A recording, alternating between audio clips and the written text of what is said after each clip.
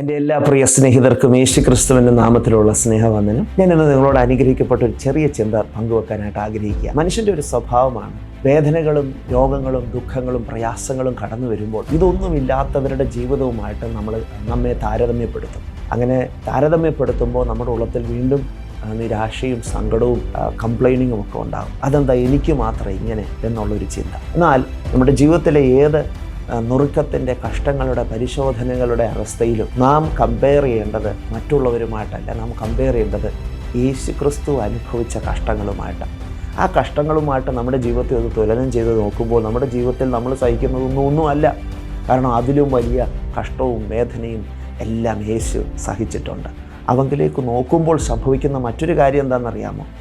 ആ വേദനയിൽ നിന്ന് നമുക്ക് ലഭിച്ച സൗഖ്യവും വിടുതലും നമ്മുടെ ജീവിതത്തിൽ അത് പ്രാവർത്തികമായി തീരും. അവൻ നമുക്ക് വേണ്ടി സഹിച്ച കഷ്ടങ്ങളിലൂടെ വേദനകളിലൂടെ നമുക്ക് ലഭിച്ച രക്ഷയും വിടുതലും സൗഖ്യവും നമ്മുടെ ജീവിതത്തിൽ അത് പ്രാവർത്തികമാകും. അതുകൊണ്ട് യേശുവിനെ ശ്രദ്ധിച്ചു നോക്കാം.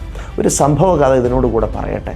രണ്ടാം ലോക മഹായുദ്ധകാലത്ത് ഉണ്ടായിരുന്ന നാസി കോൺസെൻട്രേഷൻ ക്യാമ്പുകളെ കുറിച്ച് ഒരുപക്ഷെ നിങ്ങൾ കേട്ടിട്ടുണ്ടായിരിക്കും. അനേകരെ കൊലപ്പെടുത്തിയ, ദാരുണമായ നിലയിൽ അവരെ ആക്രമിക്കുകയും കീഴ്പ്പെടുത്തുകയും ഒക്കെ ചെയ്ത ഒരു കോൺസെൻട്രേഷൻ ക്യാമ്പായിരുന്നു അത്. അനേകർ മരിച്ചു പോയിട്ടുണ്ട്. എന്നാൽ അതിൽ ഒരു പോളിഷ് വൈദികൻ താൻ അനുഭവിച്ച ദുരവസ്ഥയെക്കുറിച്ച് തൻ്റെ ഡയറികളിൽ എഴുതിയിട്ടുള്ളത് പിന്നീട് കണ്ടെടുക്കുവാനിടയായി തീർന്നു. താനും ഇതുപോലെ ആ കോൺസെൻട്രേഷൻ ക്യാമ്പിൽ അകപ്പെട്ട് കിടക്കുകയാണ്. തന്നെ ഒരു പട്ടിക്കൂടിനകത്ത് ഒരു നായയെപ്പോലെ കൈകാലുകൾ കെട്ടിയിട്ട് തന്നെ അതുപോലെ അവരെ കഷ്ടപ്പെടുത്തുകയാണ്. ഈ മനുഷ്യൻ തൻ്റെ കയ്യിലുണ്ടായിരുന്ന ഡയറിയിൽ താൻ അനുഭവിച്ച വേദനകളെക്കുറിച്ച് എന്നും എഴുതുമായിരുന്നു. എന്നാൽ ചില നാളുകൾ കഴിഞ്ഞപ്പോൾ തൻ്റെ ആ എഴുത്തുകളെ പരിശോധിച്ചപ്പോൾ മനസ്സിലാക്കിയത് താൻ എഴുത്ത് അവസാനിപ്പിച്ചു എന്നുള്ളതാണ്. അപ്പോൾ അത് വായിച്ചവർ ചിന്തിച്ചു തൻ്റെ മരണം അവിടെ സംഭവിച്ചു എന്ന്. എന്നാൽ താൻ അവസാനമായി എഴുതിയ ഡയറി കുറിപ്പുകൾ പരിശോധിച്ചപ്പോൾ അവിടെ ഇപ്രകാരമാണ് താൻ രേഖപ്പെടുത്തിയിരിക്കുന്നത്: കഴിഞ്ഞ രാത്രിയിൽ എനിക്കൊരു സ്വപ്നമുണ്ടായി. ആ സ്വപ്നത്തിൽ യേശു എനിക്ക് വേണ്ടി സഹിച്ചത്, യേശു എനിക്ക് വേണ്ടി അനുഭവിച്ച വേദനകൾ ഞാൻ നേരിട്ട് കണ്ടു. അതുകൊണ്ട് യേശുവിൻ്റെ വേദനയോളം വലുതല്ല എൻ്റെ വേദനകൾ. ഇന്നു മുതൽ ഞാൻ എൻ്റെ വേദനകളെ വിവരിക്കുന്നില്ല. പകരം ഞാൻ യേശുവിലേക്ക് മാത്രമാണ് നോക്കുന്നത്.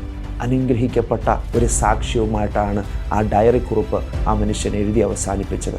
താൻ എങ്ങനെ മരിച്ചുവെന്നോ പിന്നീട് എന്ത് സംഭവിച്ചുവെന്നോ ലോകത്തിൽ ആർക്കും അറിയില്ല. എന്നാൽ താൻ കണ്ട ആ ദർശനം തൻ്റെ ജീവിതത്തെ മാറ്റി, മാത്രമല്ല അനേകരുടെ ജീവിതത്തെ മാറ്റുവാനിടയായി. അതുകൊണ്ടാണ് ഞാൻ പ്രാരംഭത്തിൽ ഓർമ്മിപ്പിച്ചത്, നമ്മുടെ ജീവിതത്തിൻ്റെ കഷ്ടങ്ങളുടെ നടുവിൽ നോക്കേണ്ടത് യേശുവിൻ്റെ മുഖത്തേക്കാണ്. ആ മുഖത്തേക്ക് നോക്കിയാൽ നിങ്ങൾ ക്ഷീണിക്കില്ല, ധൈര്യത്തോടെ മുമ്പോട്ട് പോകുവാൻ കഴിയും. ഈ വാക്കുകളാൽ സർവശക്തനായ ദൈവം നിങ്ങളെ ധാരാളമായി അനുഗ്രഹിക്കട്ടെ.